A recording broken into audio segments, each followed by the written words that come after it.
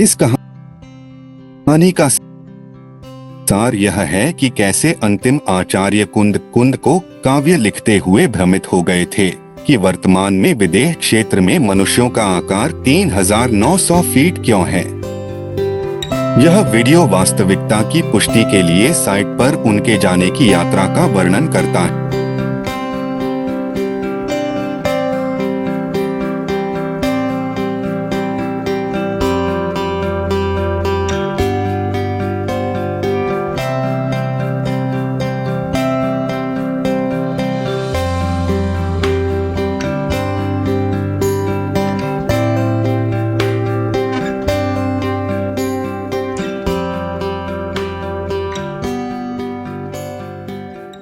श्रमण दर्शन की हिस्ट्री की रचना के समय वर्तमान के अंतिम आचार्य कुंद स्वामी आज से लगभग 2060 वर्ष पूर्व भ्रमित हुए। वर्तमान समय में एक इंसान अन्यत्र स्थान पर 3900 फीट की ऊंचाई का कैसे हो सकता है। आचार्य का अर्थ है एक बार सुनी हुई बात को याद रखने में सक्षम। मुनियों के एक समूह ने इस संदर्भ में श्रमण दर्शन पर उनके पास मौजूद ज्ञान की रचना की हिस्ट्री समर्पित करने के लिए उनसे संपर्क किया। यह भविष्य में धार्मिक विज्ञान के सही ज्ञान को बरकरार रखने के लिए है।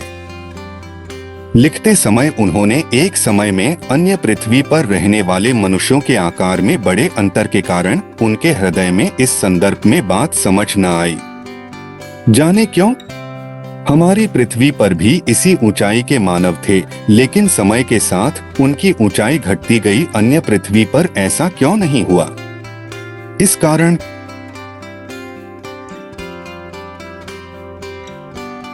उसके मन में उलझन उत्पन्न हुई और उसने स्पष्टीकरण मिलने तक ग्रंथ लिखना छोड़ दिया। यह जानकर मैं स्वप्न में चला गया और आचार्य की समस्या तथा समाधान पर ध्यान केंद्रित किया। पिक्चर रील ने मुझे प्रेरित किया कि आचार्य तीर्थंकर अरिहंत भगवान सिमंदर स्वामी पर अपना ध्यान केंद्रित करें, वहीं से सुझाव आएगा। यह स्थान जम्बू द्वीप के पूर्वोत्तर विदेह क्षेत्र में हमारी पृथ्वी के सबसे निकट है। वह वर्तमान समय में विदेह क्षेत्र की राजधानी पुंडिकगिरी में भगवान रहते हैं, जहां पर एक मानव का औसत आकार लगभग 3900 फीट है। आचार्य ने टेलीपैथी के माध्यम से भगवान से संपर्क किया, जिन्होंने उन्हें समोशरण में उपदेश के दौरान ज्ञानावृद्धि का आशीर्वाद दिया। वहां के चक्रवर्ती राजा ने उपदेश के समय इस प्रभावोत्पादकता को पकड़ लिया। उपदेश देने के बाद उन्होंने भगवान से उस अज्ञात शब्द के बारे में पूछा जिसका आज के उपदेश से कोई संबंध नहीं था। भगवान ने मानव ऊंचाई की प्रणाली के संबंध में आचार्य के विचलित आत्मविश्वास को जगाया। उपदेश में भाग लेने वाले हजारों देवताओं में से 2 देवताओं ने आचार्य के संदेह को समाधान करने के लिए आचार्य से मिलने को तत्पर हुए। दोनों देवता मानव वेश में हमारे पृथ्वी आर्यखंड में आचार्य के पास मिलने पहुंचे और उनका विचलित विचार सुना। उनसे विदेह क्षेत्र में हमारे साथ चलने आग्रह किया और कहा स्वयं ही मानव का आकार देखें। आचार्य उनके साथ गए। वहां पहुंचने पर उसके रहने के सुरक्षित स्थान को लेकर समस्या महसूस हुई, क्योंकि वह इतना छोटा थे कि वे किसी भी पैर के नीचे कुचल सकते थे। सबसे सुरक्षित स्थान के लिए भगवान के गोल्ड की चौकी के ठीक नीचे के क्षेत्र को प्राथमिकता दी गई। उनकी विशालता देखकर आचार्य आश्चर्यचकित रह गए और उनका अस्थिर संदेह तुरंत दूर हो गया।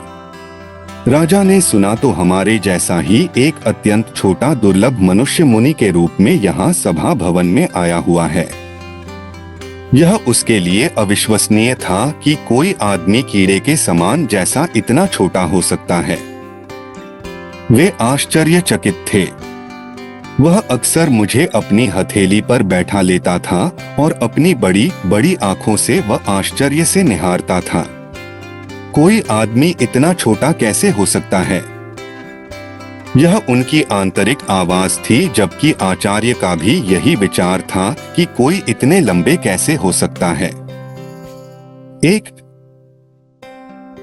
विरोधाभासी धारणा और दोनों तस्वीरें एक ही समय में दिखाई देना कितना बड़ा सच है तथा विरोधाभास को खत्म करता है। अरिहंत भगवान के मत पर कभी भी अविश्वास नहीं करना, क्योंकि ये उनके द्वारा निर्मित नहीं की गई हैं। जैसा उन्होंने देखा वैसा ही उल्लेख किया, जिसका अर्थ है ऐसा ही है।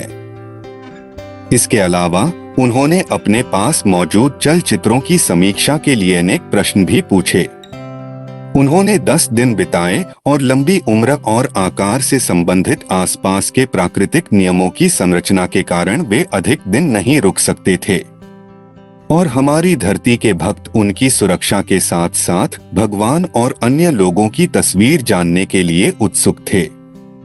लोग उनकी वापसी के लिए आसमान की ओर टकटकी लगाए रहते थे। 10वें दिन दोपहर 2 बजे के आसपास भक्तों को एक पक्षी की भांति उड़ते हुए किसी व्यक्ति की एक बहुत छोटी सी तस्वीर दिखाई दे रही थी, जो उनकी ओर आता हुआ दिख रहा था। आशा के साथ सभी गर्मजोशी के साथ उनका स्वागत करने के लिए खड़े हो गए। लोग पूरी कहानी सुनने के लिए बेचैन थे, परंतु उन्होंने धरती पर आने के बाद कहा कि उन्होंने जो भी देखा उसके बारे में हम कल बात करेंगे। 11वें दिन उन्होंने हमेशा की तरह भोजन किया और उन्होंने कहा कि मैं वहां के लोगों की विशाल ऊंचाई और उम्र के साथ साथ अरिहंत भगवान सीमंधर स्वामी की दिव्य ध्वनि को देखकर खुशी से भर गया हूं और अभिभूत भी हूं। यह भगवान की दिव्य ध्वनि का स्वर इतना मधुर था कि हमें बार बार सुनने के लिए प्रेरित करता रहता है। मेरे पास जो कुछ मस्तिष्क में जो भी ज्ञान भरा हुआ है उसके विस्तार के बारे में ताड़पत्रों पर लिखने के कारण कल से तुम लोग मेरा उपदेश नहीं सुन पाओगे। यह एक वास्तविक कहानी है और यह आप पर निर्भर है कि आप इसे कैसे संकलित करते हैं।